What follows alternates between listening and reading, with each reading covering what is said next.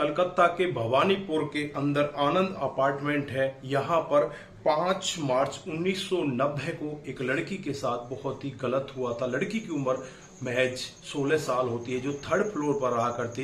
दोस्तों, वहीं के सिक्योरिटी गार्ड ने उस लड़की के साथ बर्बरता की और उसे जान से मार दिया। उसके ऊपर 21 चाकुओं से वार थे और यहाँ पर उसके शरीर पर भी बहुत सारे ऐसे निशान थे। पहले उसका गला दबाया गया के बाद उसकी मौत हुई थी। दोस्तों, यहाँ पर मामला बहुत ही ज़्यादा तूल पकड़ जाता है और तूल पकड़ते पकड़ते इस मामले में जो लोग बाग होते हैं बिल्कुल रोड पर आ जाते हैं और सभी लोग इस सिक्योरिटी गार्ड को फांसी की सज़ा की डिमांड करने लगते हैं। दोस्तों, कोर्ट में केस चलता रहता है, पहले निचले कोर्ट में, फिर उससे ऊपर वाले कोर्ट में और फिर सबसे ऊपर वाले कोर्ट में। सभी कोर्टों से इसे फांसी की सज़ा सुनाई जाती है। दोस्तों, फिर 15 अगस्त 2004 को सुबह के 4:30 बजे इसे फांसी दे दी जाती है। लेकिन उसके बावजूद कुछ लोग यहाँ पर ये कह रहे थे कि जो इसे फांसी दी गई वो बिल्कुल गलत थी, इसका तो इसमें दोष ही नहीं था, दोषी ही कोई और था।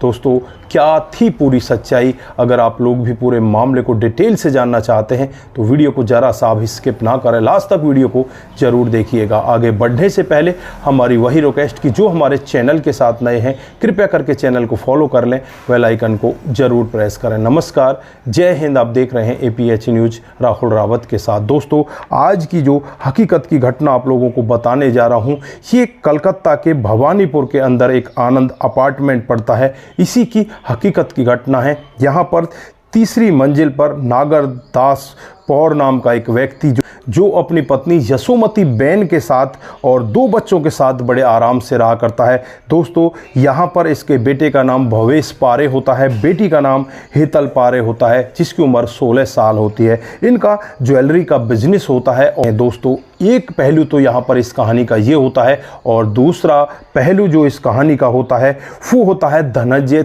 चटर्जी, जो 1987 में यहाँ पर सिक्योरिटी गार्ड आकर लग जाता है और इसी अपार्टमेंट में सिक्योरिटी गार्ड की नौकरी करने लगता है। दोस्तों, उसकी पत्नी का नाम होता है पूर्णिमा और 1989 में इसकी शादी होती है। लेकिन यहाँ पर ये पूर्णिमा से शादी करता है तो ये अपने आप को BSF का जवान बताता है। लेकिन जब शादी हो जाती है तो पत्नी को पता चल जाता है जवान नहीं है, ये तो सिक्योरिटी गार्ड है। दोस्तों, आपस में इन दोनों के झगड़े अक्सर रहा करते, लेकिन यहाँ पर अब उनकी बनने लगी है और वो आपस में एक दूसरे के साथ रहने लगते हैं। समय बीतने लगता है और समय आ जाता है 1990 का। जो हेतल होती है वो 10वीं क्लास में पढ़ती है और अपनी 10वीं क्लास की परीक्षा देने के लिए चली जाती है। 3 मार्च को उसकी परीक्षा होती है, 3 मार्च को वो परीक्षा देकर आती है। उसके बाद 4 मार्च को परीक्षा होती है। लेकिन जब 4 मार्च को परीक्षा होती है, ये परीक्षा देकर वापस आती है, तो जो यहाँ पर धनंजय चटर्जी होता है वो इससे कुछ कह देता है। तो ये अपनी मम्मी पापा से जाकर कहती है कि इस तरह से हमसे ये बहुत ही गलत बोल रहा है और इसका व्यवहार मुझे अच्छा नहीं लगता, ये मुझे घूर घूर कर देखा करता है। दोस्तों, यहाँ पर जो पिता होते हैं नागर दास, वो यहाँ पर जो अपार्टमेंट के मालिक होते हैं उनसे कहते हैं और यहाँ पर इस सिक्योरिटी गार्ड को चेंज करवाने का वादा वो इनसे कर देते हैं कि इसको चेंज कर दिया जाएगा, आज से ये ड्यूटी पर नहीं रहेगा, कल से यहाँ पर नया सिक्योरिटी गार्ड आएगा।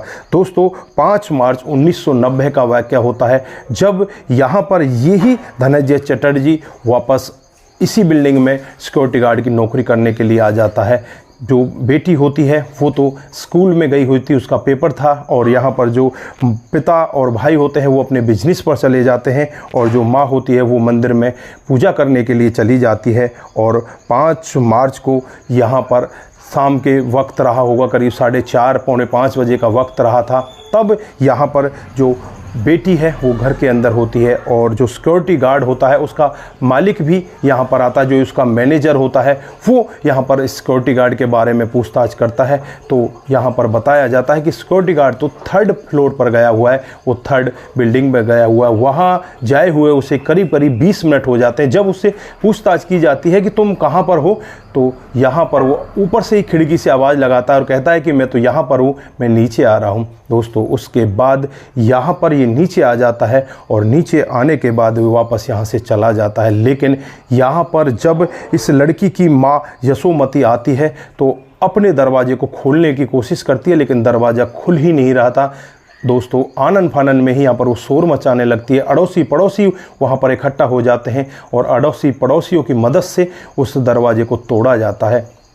दोस्तों जैसे ही दरवाजे को तोड़ा जाता है तो यहाँ पर जो अंदर का दृश्य होता है, उस अंदर के दृश्य को देखकर सभी की आंखें फटी की फटी रह जाती हैं। सारा सामान अस्त व्यस्त पड़ा होता है। दोस्तों यहाँ पर जो इनकी बेटी होती है 16 साल की हेतल, वो यहाँ पर ऐसी अवस्था में पड़ी हुई होती है कि मानो इसके साथ बहुत ही बुरा व्यवहार हुआ है। दोस्तों हेतल को आनन फानन में यहाँ से उठाया जाता है, नज़दीकी हॉस्पिटल में ले जाया जाता है, लेकिन वहाँ जाकर हेतल को मृत घोषित कर दिया जाता है। रास्ते में ही इसका दम निकल जाता है। दोस्तों पुलिस यहाँ पर मौके पर पहुँच जाती है। लगभग 2.5 से 3 घंटे बाद पुलिस यहाँ पर पहुँचती है और पुलिस के पहुँचने के बाद पुलिस अपनी जांच पड़ताल में लग जाती है। पर जांच पड़ताल कर रही होती है तो यहाँ पर पुलिस को एक क्रीम कलर का बटन मिलता है और एक सोने की चेन भी मिलती है।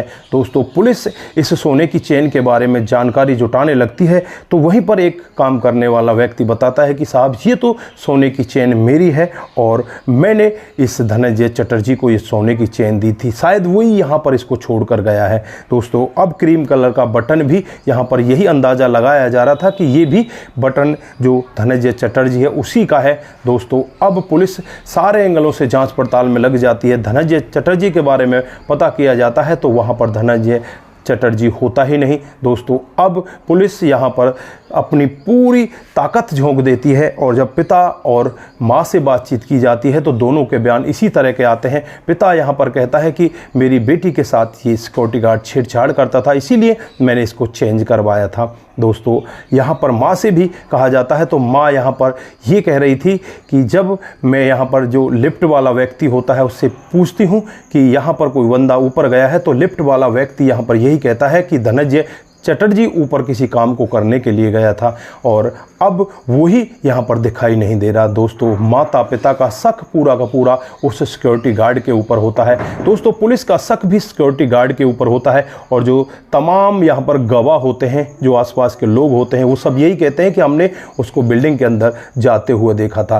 बाद पुलिस अपनी पूरी जाँच पड़ताल में लग जाती है और जब धनंजय चटर्जी के गाँव जाया जाता है तो 12 मई 1990 को उसे वहाँ से गिरफ्तार किया जाता है। गिरफ्तार करने के बाद पुलिस उसके खिलाफ चार्जशीट पेश कर देती है। जो भी यहाँ पर गवाह होते हैं, गवाहों के आधार पर ही उसके खिलाफ चार्जशीट पेश की जाती है और फिर ये जो मामला होता है अलीपुर के सेशन कोर्ट में चल जाता है। दोस्तों मामला धीरे धीरे करके आगे बढ़ता रहता है। यहाँ पर वो क्रीम कलर का बटन भी पेश किया जाता है और यहाँ पर जो माता पिता होते हैं वो यहाँ पर कहते हैं कि हमारी एक घड़ी भी चोरी हुई है और घड़ी भी यहाँ पर जो गिरफ्तार हुआ था वो व्यक्ति धनंजय चटर्जी उसके घर से बरामद हो जाती है। दोस्तों अब पुलिस को सारे सबूत ऐसे लग रहे थे कि बिल्कुल यहाँ पर धनंजय चटर्जी ने ही ये सब किया है। अब यहाँ पर मामला आगे बढ़ता चला जाता है और जो अलीपुर का सेशन कोर्ट होता है वो धनंजय चटर्जी को फांसी की सज़ा सुना देता है। उसके बाद ये मामला हाई कोर्ट में जाता है तो हाई कोर्ट में भी इसकी फांसी की सज़ा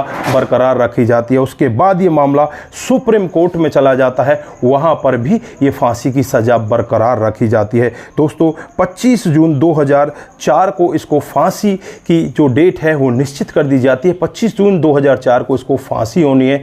दोस्तों अब यहाँ पर घर वालों को जब पता चलता है कि हमारे बेटे को फांसी होनी है तो उससे पहले 24 जून को ही घर वाले और ये खुद वहाँ पर राष्ट्रपति के पास जाते हैं और राष्ट्रपति से गुहार लगाने लगते हैं, कहने लगते हैं कि हमारा बेटा निर्दोष है, इसे माफ़ कर दिया जाए। दोस्तों कुछ समय के लिए तो यहाँ पर इसकी जो फांसी की तारीख है उसे टाल दिया जाता है। उसके बाद यहाँ पर फिर दोबारा से इस मामले में तूल बहुत ज़्यादा आगे बढ़ने लगती है। लोग बाग रोड पर आ जाते हैं और फिर यहाँ पर जो इसे फिर फांसी की सज़ा बरकरार रखी जाती है। दोस्तों 15 अगस्त 2004 को सुबह के 4:30 बजे इसे फांसी देनी थी। अब ये टाइम और डेट निश्चित हो जाती है।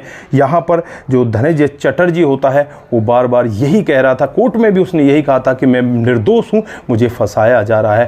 दोस्तों उसके बाद जब फांसी की डेट निश्चित हो जाती है तब भी उससे पूछा जाता है कि तेरी आखिरी इच्छा क्या है, तो वो यही कहता है कि मैं निर्दोष हूँ, मुझे फंसाया जा रहा है। दोस्तों अब यहाँ पर सुबह के 3 से 3:30 बजे के बीच में इसे जगाया जाता है और जगाने के बाद यहाँ पर जो जल्लाद होता है जिसका नाम नाता मलिक होता है, जो 25 पहले ऐसे केसों को अंजाम दे चुका होता, उसकी उम्र भी बहुत ज़्यादा हो चुकी होती है, उसका ये लास्ट केस होता है कि इसके बाद ये भी रिटायर हो जाएंगे। दोस्तों, जब जल्लाद से भी ये बातचीत करता है तो जल्लाद से भी यही कहता है कि मैंने ये क्राइम नहीं किया, मुझे इस क्राइम के बारे में कुछ भी नहीं पता, मुझे फंसाया जा रहा है। लेकिन जल्लाद भी कुछ नहीं कर पाता।